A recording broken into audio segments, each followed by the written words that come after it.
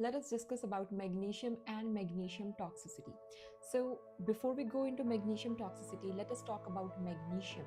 So we know about hypo and hypermagnesemia. I want you to focus on the word hypo and the word hyper. If you are talking about hypomagnesemia, think opposite of hypo, which is high.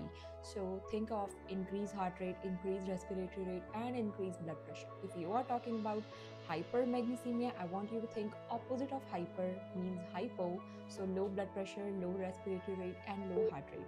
Now every time you think of or we talk about magnesium sulfate toxicity in case of NCLEX, remember hypermagnesemia.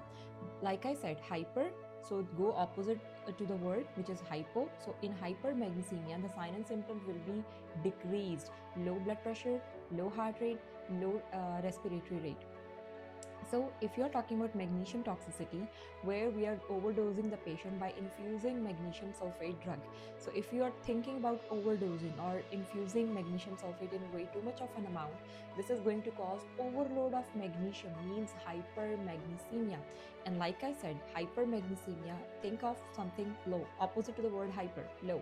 So the patient will have depressed central nervous system activity. The patient will have depressed or decreased heart rate, decreased blood pressure, and decreased respiratory rate.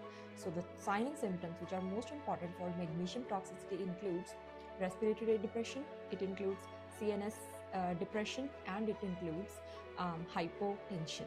So this is exactly what you need to remember, and an easiest way to memorize about both for hypermagnesemia and magnesium sulfate toxicity, which is the same. And I hope this helps. For more such easy tips and tricks, you can join our online classes, which are available in both the languages, Hindi as well as English.